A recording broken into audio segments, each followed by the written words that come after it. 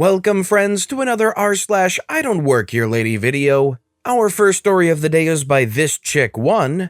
I almost got fired after having given my 2 weeks a month and a half prior, got manager demoted instead. I worked as a hostess during college at a big chain restaurant that had a huge staff. My location was the management training location for our region, so we had a lot of new managers cycling in and out. Most of them were promoted servers or bartenders from different locations and had no management experience prior to this. I never loved working at this location as a lot of the new managers were on a little bit of a power trip. Kind of comes with the territory as new managers. So after a year of being berated for issues that were completely out of my control, I finally got a new job and put in my 2 weeks. I handed it directly to our GM, thanked her for everything, and was set to leave on good terms with the company. Fast forward 2 weeks, and I received a notification that my schedule was set for the following week.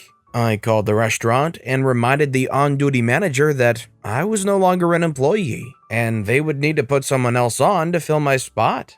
They apologized and moved on. Another 2 weeks pass, and I get the same notification. I once again call the restaurant to remind them. They again apologize. Before I hang up, I say something along the lines of, "Hey, make sure you make a note of this because I'm going out of country next week and I won't be able to call if this happens again." They agree, and we end it there. See, this is where it gets dramatic. I'm on vacation in Spain, and I get a string of angry texts from a new manager at the restaurant reminding me that I'm 5 minutes late, and if I don't arrive in the next 5 minutes, I'll be written up. I text back saying, "Sorry, I know you're new, but I put in my 2 weeks over a month ago. I don't know why I'm still on the schedule." New manager replies saying that although that may be the case, it is absolutely unacceptable that I'm missing a shift I'm scheduled for, and if I don't come in, I will be written up and in bad standing with the company. I respond explaining that I'm out of the country, and although I am sorry for the situation, I'm no longer an employee and there's nothing I can do to help. I then receive a string of at least 15 messages back to back. And let me tell you, they were the most unhinged messages I've ever read. They went from calling me unprofessional to an arrogant brat. Mind you, I never worked with this woman. She started after I left. She accuses me of lying and being lazy, saying that if you quit a job, you need to give notice, and I should be ashamed of what I've done to the restaurant. Of course, I took screenshots of the conversation and sent them to one of the other managers. Last I heard, she was suspended and then demoted back to her original position at a different location. Definitely for the best. You know those kinds of people where you give them a little bit of leeway and they just completely show you that they're not fit for that? I feel like this is an example. Somebody does good enough to get promoted, you give them that promotion, and then they go on an unhinged rant to somebody that isn't even actually working for them. Do you think them getting demoted is fair enough punishment for this? Or considering they did send a 15+ message rant to a person that doesn't even work for the company, that should have been grounds for firing? Let me know what you think in the comments down below. This next story is by Corey1987. Don't you update your files? I don't work for you anymore. When I was in high school, I took a job as a newspaper delivery girl because I needed the exercise and I love walking, and why not get paid to do it? The job did have some challenges, like one of my neighbors/customers refused to pay for their paper and tried to open a new account when the newspaper terminated their account for lack of payment, and then got pissed when I reported their new account to the newspaper. Anyways, when I went off to college, I gave my 2 weeks notice to my district manager, and when they were up, he got a neighbor kid to take over the route. A year later, I was eating Sunday breakfast with my dad when the phone rang. It was the newspaper's customer service, and they were calling to tell me that several neighbors complained that they haven't received their papers yet, and when was I planning to start delivering them? I said, I don't have that route anymore. I quit a year ago. There was some awkward silence, and the customer service rep said, "Have a great Sunday," and then hung up.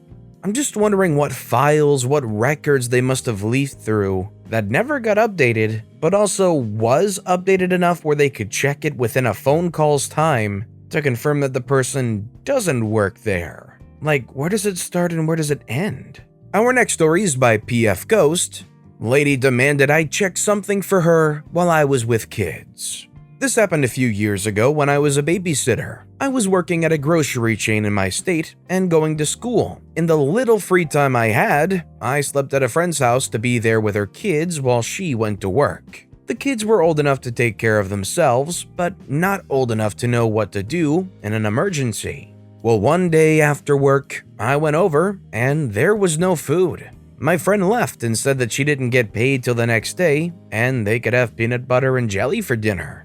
When we checked, there was only enough peanut butter for one sandwich. No biggie, there was another grocery store right down the street. I can buy them something cheap for dinner. I drive all 3 kids to the grocery store and we're picking out dinner. Here is where I kind of understand the confusion. Yes, I worked for the grocery chain and I was in uniform. But I worked at a different store and I was wearing a jacket. So you could not see my uniform and I was pushing a cart with 3 kids around me. You could clearly see that I was shopping. I guess the top of my shirt poked out and this lady could see my uniform because she came over and asked where something was. I replied that it was in the aisle with the condiments. The stores are laid out similar. She told me she checked there and didn't see it. I replied back that they might be out then, but I saw a worker at the end of the past aisle. She can go ask him. She stated that she asked me and I need to check. I told her I do not work at this location and I'm watching the kids.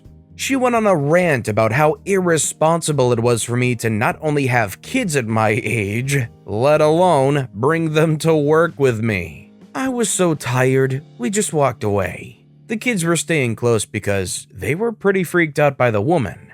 I told them to just not say anything and keep walking. The lady followed us for a bit, ranting until she found another poor soul. I was purchasing the Hot Pockets and popsicles for dinner when she started to come over with a manager. Manager asked why I wouldn't help her. I explained that I work at the other store and obviously I am here just to get dinner for the kids. He sighed. He was obviously tired too, and then walked away with the woman. No big spectacle, just a very exhausting trip to the grocery store. The lady glared at me, but followed the manager. The kids had an interesting story to tell their mom, and I got 2 hours less sleep than usual. I'm trying to figure out the 2 hours less sleep than usual thing. Is it because they had to go to the store in general? Or are they trying to claim that this mom held them up over 2 hours more than they would have? Because if it's the latter, I kinda doubt that. And our final story of the day is by Wall13666, not the owner, not an employee. To kind of give people a picture of myself at the time this happened, I worked for the state dealing with public benefits and assistance, SNAP, Medicaid, and the like. I'm 6 foot 2 inches tall. I used to be a powerlifter and weigh 340 pounds. So yeah, I'm a big guy. The dress code for this state is business casual unless you're working at the central office or a public-facing position. I worked on the phones 90% of the time. On the day in question in 2018, I was wearing the one and only suit I own. Being the size that I am, the suit is tailored. Now, this was a few years ago, so some things will be paraphrased as my memory is faulty. Few too many blows to the head in my youth. I DM for a D&D game every Thursday at a friend of mine's house. I was in my late 30s then. As I was leaving work, my friend GP called me and asked if I could pick him up some new dice, as his 3 dogs decided that his dice looked like treats. So I hit a local game store on my way to his place. While I was there, I noticed a frustrated young woman trying to convey something to the owner. She was using ASL, American Sign Language. The only other language I understand other than English. I tapped her on the shoulder and signed to her to see if I could help her out. She explained that she was looking into getting into D&D with some of her deaf friends from school. So I asked her some questions and found that they have never played. But due to the success of Critical Role, they want to try and she's going to DM. I help her get everything she'll need for new players, and she was just so happy that someone could help her out using ASL, and that she thought it was really thoughtful of the owner to learn. I explained to her that she had been working with the owner when I got there, and I was just an avid D&D fan and DM myself, and that I was just stopping in for some dice. She looked at me confused and signed, "So you don't work here?" "Nope. Just wanted to help since I know sign language." We laughed. So back to getting dice. That's when Karen strikes. She starts yelling at the owner of the store, wanting to know why the owner was spending all his time helping the cute young woman, but would not be bothered to help an elderly customer who just wanted to get her grandchild a video game. This game store does not sell video games.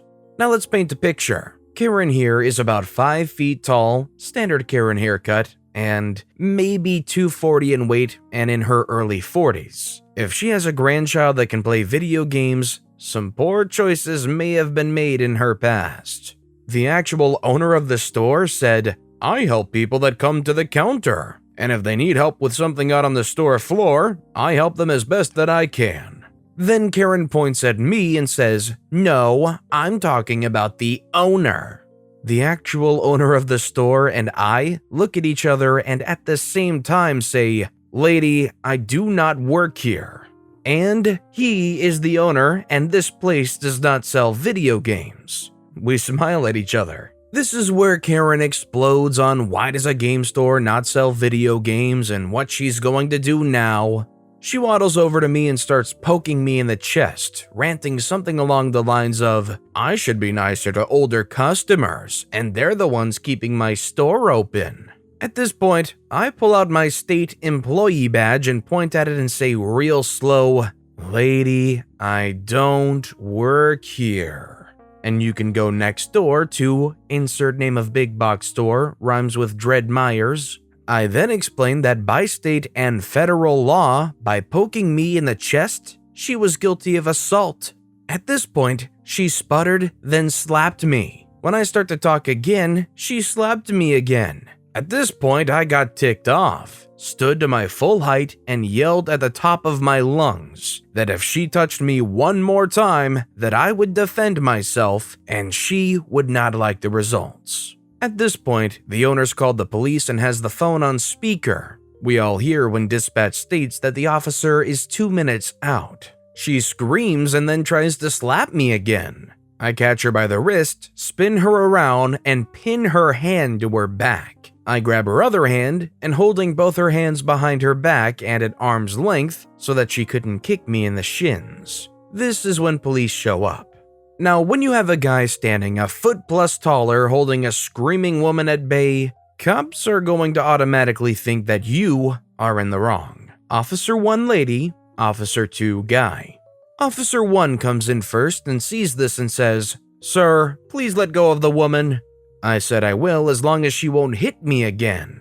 Karen starts going off on how I hit her and that she was just defending herself and that I need to be arrested.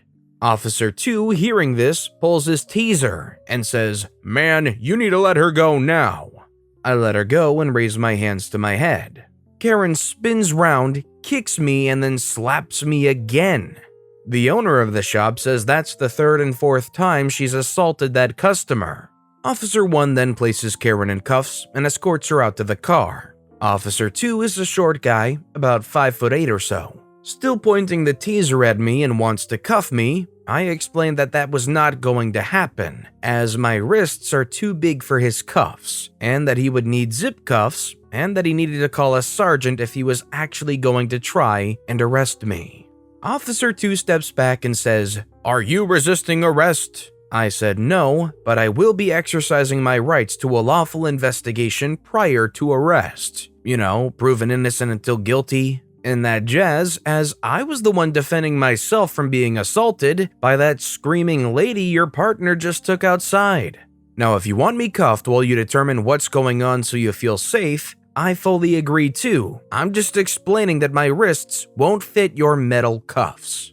Officer 1 comes back in and says that Karen has been detained and is demanding a supervisor. The store owner pipes in with his side of the story. Officer 2, still pointing a taser at me, and explains that Karen assaulted me twice and was in the process of assaulting me a 3rd time before I had restrained her. At this point, Officer 2 puts his taser away and then jokingly asks if he can see if the cuffs really won't fit. I hold out my right hand, and he pulls out his cuffs and is like, "Darn, they won't fit." For everyone's information, minimum inside perimeter of the bracelet is 7.9 inches when the ratchet is engaged at the first notch. The maximum perimeter is 6.5 inches when the ratchet is engaged at the last notch. My wrist is 10 inches around. Officer 1 and 2 were both amazed that the cuffs would not actually fit me, and that even if they did due to my size, they would not be able to cuff me behind the back. At this time, the sergeant shows up.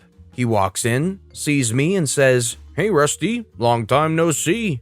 "Hey Sarge, how's things?" Long story short, Karen was arrested for assault. And heck yes, I pressed charges. From what I was told by Sarge, this was her 12th incident for similar issues, but the first time she got violent with someone. Aw, well lucky OP. That Karen had issues with a lot of other people, but OP was the first one that got to really experience the full wrath of it. I need not go into depth, but it's more than disappointing how Officer 2 acted.